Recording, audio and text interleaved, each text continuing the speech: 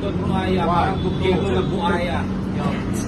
Joe Dondro Aya, sabi nga, para bang siyang buaya. Bigyan mo pa ako ng topic, para ka aya-aya. Dahil ako nandito, hindi naman di mo na maya.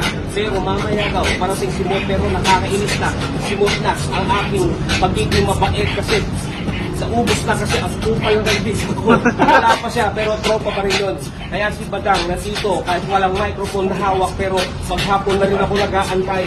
Ang tagal naman nila dyan, no? Press call, pakipress, tapos nakaka-depress din yun. Ang ina naman, stress na ako, boy. Kaya nandito ako, nag-voice ko lang parang unggoy. Pero sige lang, habang binababoy, kuha mga tao ng mga mukhang tae pa. Yan ang mga paborito ni Tahito kasi yung ngipin niya nakanganga. Bago.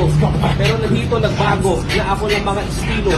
Pero tuloy-tuloy pa rin pare kahit wala tayong pera sa bangko. Joke lang, marami ako nun. Kaya tayo ay umaasenso.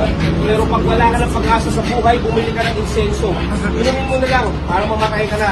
Kasi wala ka namang ginagawa para sa sarili mo. Tangina ka. Thank you, boss. Thank you.